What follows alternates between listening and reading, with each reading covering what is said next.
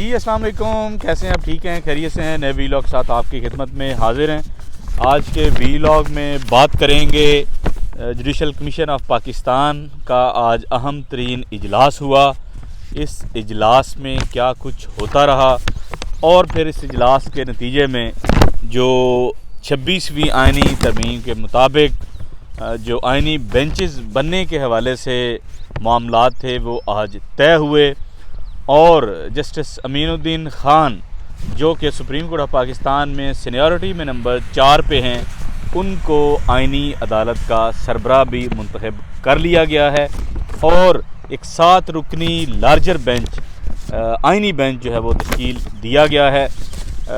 इस judicial commission में और क्या मामलात होते रहे, किस तरीके से ये सारा प्रोसेस हुआ, आज के इस वीलॉग में इस सारे मामले पे बात करेंगे और साथ में ही आपको कल जो अमेंडमेंट्स हुई हैं आर्मी एक्ट में, जिससे आर्मी चीफ़ की जो मुद्दत मुलाजमत है वो 3 साल से बढ़ाकर 5 साल की गई है, उसके मुतल्लिक भी बताएंगे कि उस पर इमरान ख़ान और PTI का क्या मौक़िफ़ है।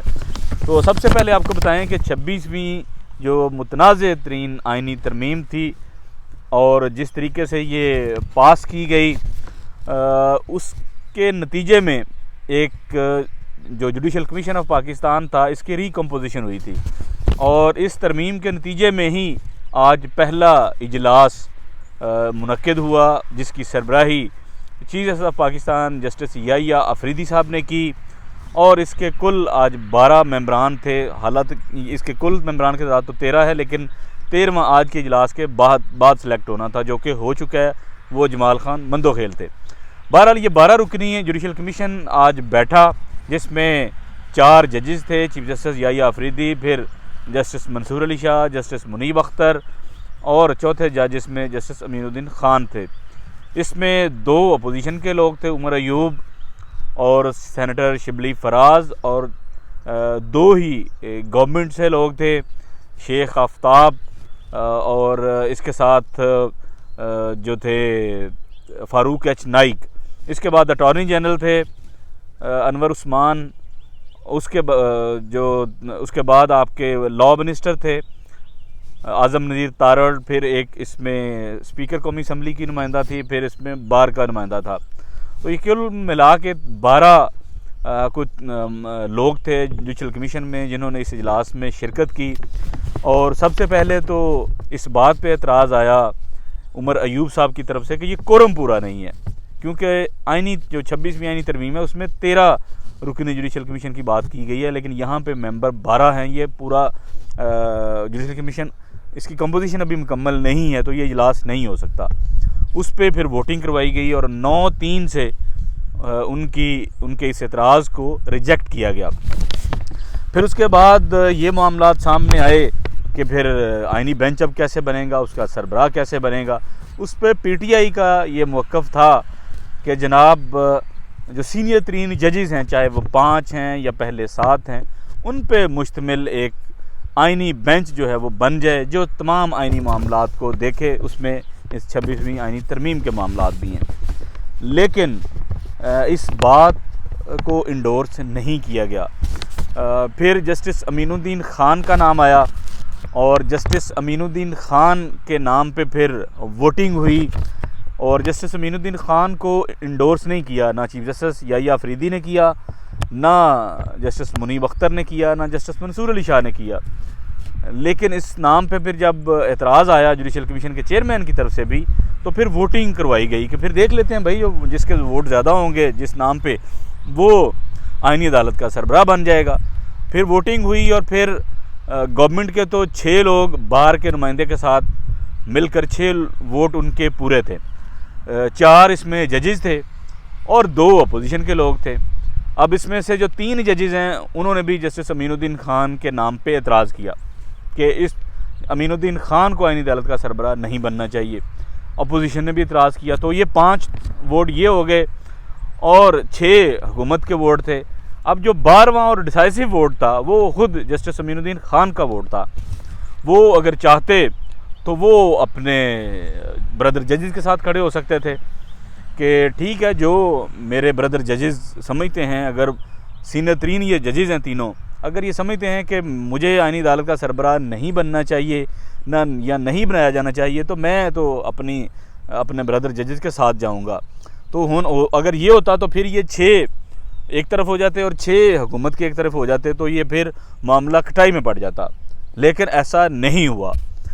जब अमीनुद्दीन खान साहब के मामले पे बात आई तो उन्होंने वोट अपना हुकूमत के पलड़े में डाला, यानी अपने ही नामजदगी का वोट खुद ही दिया। और फिर हुकूमत के जहां वोट 6 होने थे वो 7 हुए। 7 और 5 के तनासब से अमीनुद्दीन खान साहब के नाम कुरा निकला और वो आईनी अदालत के सरबराह बन गए। फिर इसी जुडिशल कमीशन ने फिर बाकी 6 जजेस जो हैं उनको भी नॉमिनेट किया आईनी बेंच के लिए।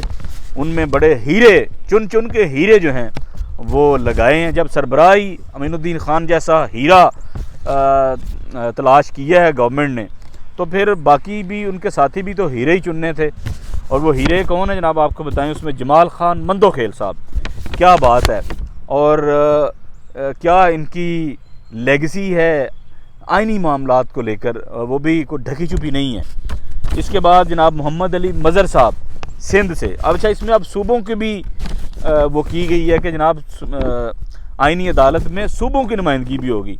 तो जमाल खान मंदोखेल साहब बलूचिस्तान से आए हैं, मोहम्मद अली मज़र सिंध से, आयशा मलिक पंजाब से इनको लिया गया है, सैयद हसन अज़हर रिजवी साहब ये सिंध से इनकी नुमाइंदगी हुई, मुसर्रत हिलाली साहिबा इनकी KPK से नुमाइंदगी हुई, और नईम अख्तर अफ़गान साहब भी बलूचिस्तान की नुमाइंदगी करेंगे इस आईनी बेंच में।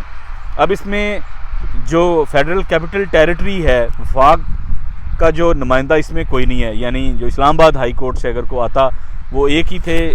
पूरी फुल कोर्ट 17 नुकरी जो सुप्रीम कोर्ट है उसमें वो थे अतर मिनल्ला साहब। लेकिन अतर मिनल्ला साहब ज़ाहिर है वो भी इस आईनी बेंच में शामिल नहीं है, यानी इस्लामाबाद कैपिटल टेरिटरी की नुमाइंदगी इस आईनी बेंच में नहीं है।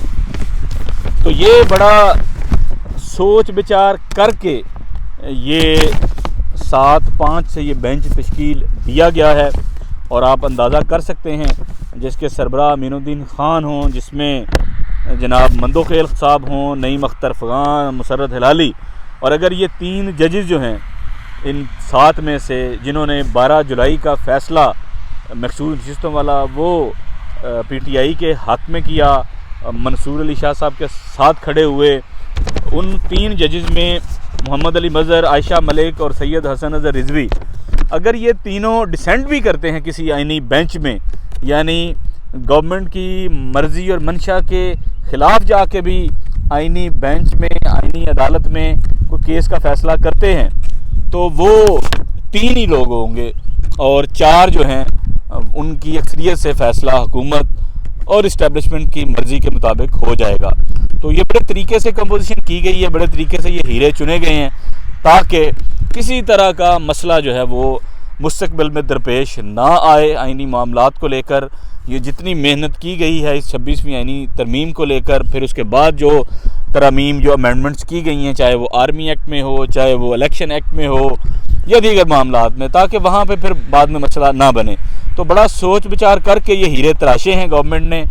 और ये भी ज़रूरी नहीं है कि ये जो 7 रुकनी बेंच है ये ही तमाम आईनी मामलात को देखेगा। ये इनमें से हो सकता है कहीं पे 3 रुकनी बेंच बन जाए, कहीं पे 5 रुकनी बेंच बन जाए को मामला देखे। तो फ़िलहाल जुडिशल कमीशन ने 2 महीनों के लिए इस 7 रुकनी जो आईनी बेंच है इसको बनाया है और 2 महीने बाद दोबारा जुडिशल कमीशन मामलात को देखेगा। अब ये बड़ा एक संगीन मामला है, बड़ा अहम तरीन मामला है। और अब बाकी जो जजेज़ हैं चीफ जस्टिस समेत, जस्टिस मुनीब अख्तर हैं या जस्टिस मंसूर अली शाह हैं, जस्टिस शाहिद क्या नाम है उनका, शाहिद वहीद, फिर उसके बाद अतर मिनल्ला हैं, मलिक जो थे शहजाद जो कि लाहौर हाई कोर्ट के चीफ जस्टिस रहे और उनको अभी रिसेंटली एलिवेट किया गया। तो ये जो सारे जजेस हैं या जो 8 जजेस थे मेजॉरिटी का फ़ैसला देने वाले 12 जुलाई का, उनमें से 3 को तो इसमें शामिल कर लिया गया, बाकी 4 उसमें फारिग हो गए। और वो अब अपीलें सुनेंगे जो भी लोअर जुडिशरी से या हाई कोर्ट से जाएंगी, और वो आइनी मामलात की अपीलें नहीं होंगी, वो सिविल मैटर की अपीलें होंगी। कोई टैक्स के मामलात हैं, कोई कत्ल की अपील अगर वहाँ पे चली गई है क्रिमिनल साइड से, तो वो सुनेंगे। आइनी मामले के वो करीब भी नहीं अब जाएंगे। और या अफरीदी साहब बेशक वो चीफ जस्टिस ऑफ पाकिस्तान है, लेकिन उनकी जो ताकत या इख्तियार है वो महज एक सेशन अदालत से ज़्यादा अब नहीं रह गया। वो रूटीन के केसेस की समाअत करेंगे, रूटीन के बेंच फिक्स कर सकेंगे। और इसमें अच्छा आपको ये भी एक अहम चीज़ बताएं कि ये जो आइनी बेंच बना है, इसकी कमेटी भी अलग से बनेगी, जजेस कमेटी भी। उसमें अमीनुद्दीन खान होंगे, जमाल खान मंदोखेल होंगे और मोहम्मद अली मजहर होंगे।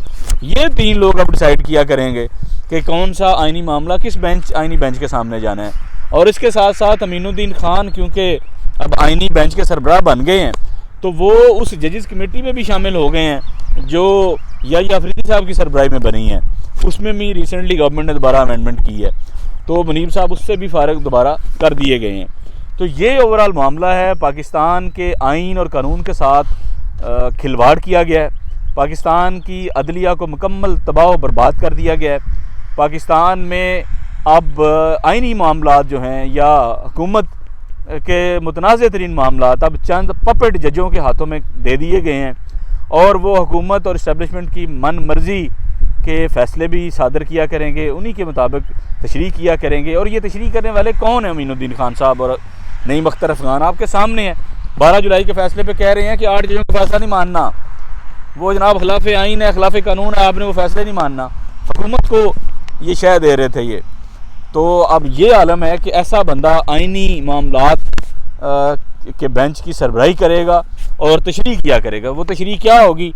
वो कोई ढकी छुपी नहीं है, उसकी एक झलक उन्होंने 12 जुलाई के फ़ैसले में दे दी है। और अमीनुद्दीन जैसे शेर, ये नईम अख्तर अफ़गान और मंदोखेल जैसे पपेट जजेस जो हैं, इनकी क्या जुर्रत और औकात है कि ये ऐसी तशरीह करें जो फ़ौजी इस्टेब्लिशमेंट या हुकूमत की मर्ज़ी और मंशा के ख़िलाफ़ होगी। तो पाकिस्तान के अदालती निज़ाम पे इसका मकबरा काजी फ़ाइज़ इसा बना गया जाते जाते, और अब मेरा ख्याल है कि उसको दफनाने और उस पर फातिहा पढ़ने का वक्त आ गया है। पाकिस्तान में अदालती निज़ाम पे आप इन्ना लिल्लाहि व इन्ना इलैहि राजिऊन पढ़ सकते हैं और फातिहा खानी करवा सकते हैं, क्योंकि अब दूर दूर तक अदालती जो महाज है यहाँ से कोई बेहतरी की आपको गुंजाइश नहीं मिलेगी। आपको बेहतरी की कोई खबर पाकिस्तानियों के लिए यहाँ से आते हुए आपको नज़र नहीं आ रही फ़िलहाल।